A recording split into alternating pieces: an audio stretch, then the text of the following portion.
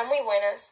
Hoy vamos a hablar sobre la construcción de un Estado liberal en España desde los años 1808 hasta 1874. Para comenzar vamos a definir qué es un Estado liberal.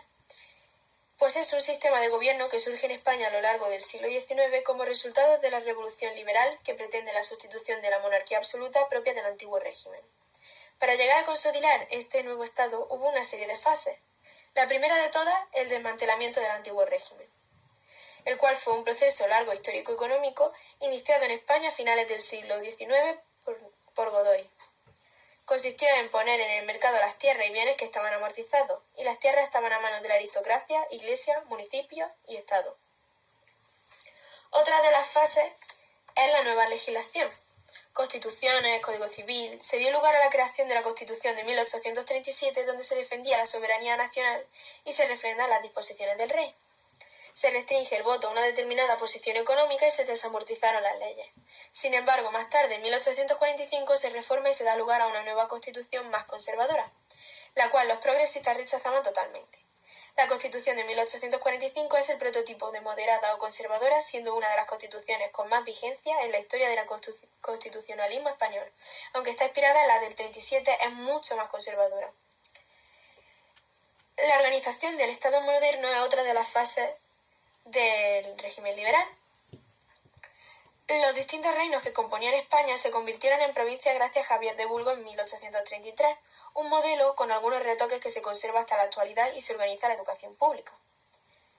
Otra fase es el ejército de ciudadanos, milicia nacional y guardia civil. Se crea la Guardia Civil por el duque de Ahumada y la Milicia Nacional, la cual es una institución creada por la burguesía para defender el Estado liberal. Solo podían participar aquellos contribuyentes que demostrasen un nivel económico medio, cuyos miembros eran todos iguales con una dependencia directa de cada ayuntamiento.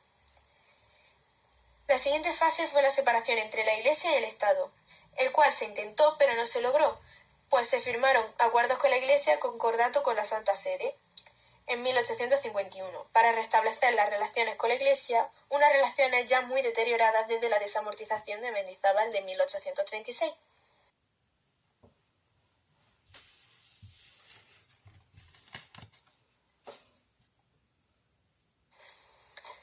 Si queremos conocer más sobre el Estado liberal que se impuso en España, deberíamos de conocer más sobre su contexto histórico. Hubo un problema que fue el carlismo, el cual era un problema sucesorio, pues en los últimos años de la vida de Fernando VII, en octubre de 1830, nació Isabel de Borbón. Unos meses antes del parto, en previsión de que el recién nacido no fuera varón, el rey aprobó la pragmática sanción por la que se abolía la ley sálica de 1713 que excluía del trono a las mujeres. Así, cuando Fernando VII murió en 1833, le sucedió en el trono su hija de 3 años, Isabel II. Debido a su minoría de edad, el gobierno de la nación fue asumido por una regencia encabezada por la viuda y sobrina del rey y madre de la reina, María Cristina de Borbón dos Sicilias. Carlos, hermano del rey y hasta ese momento su sucesor, vio cerrado su camino al trono. Carlos no aceptó los derechos de su sobrina al trono y este es el origen de las llamadas guerras carlistas. Durante el siglo XIX habrá 2 guerras carlistas. La guerra civil dio lugar gracias a esto e inmediatamente después de conocerse la muerte de Fernando VII se iniciaron levantamientos armados a favor del pretendiente Carlos. En este conflicto, finalmente, después de años de guerra, ganó Isabel II, la cual pues llegó a ser como reina.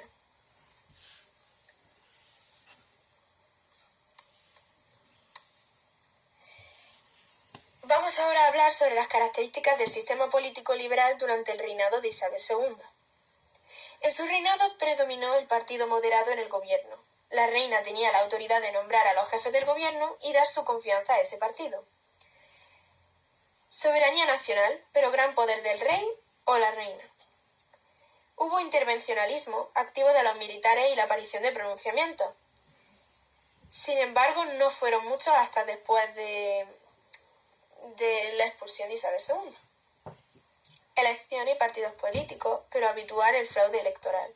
Masas populares excluidas recurren a motines y a revueltas. Se da lugar a la presencia exclusiva en la vida parlamentaria de partidos burgueses hasta 1854 los moderados y los progresistas, por tanto exclusión de la vida política de la mayoría del país. Durante el reinado de la reina Isabel II hubo una inestabilidad política y constantes cambios de gobierno, y un sistema político controlado por una minoría mediante el sufragio censitario y manipulación electoral.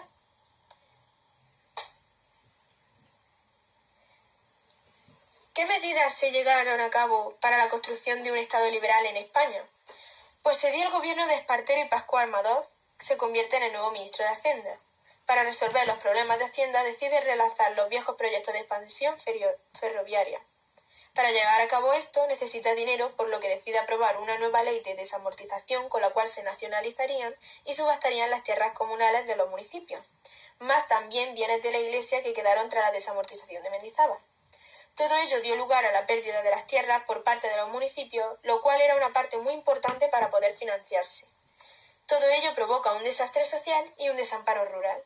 En 1855 y en tan solo 10 años se dio lugar a una fiebre por la construcción de ferrocarriles y aunque eso permitía una fácil comunicación comercial entre las distintas provincias del país, dio lugar a la cólera del pueblo español y hambruna que hizo que en 1855 murieran miles de personas. Eso dio lugar a la migración de los pueblos a las ciudades en busca de trabajo, por lo cual se dio lugar a la mejora de industrias textiles siderúrgicas, etc., y el crecimiento de las ciudades.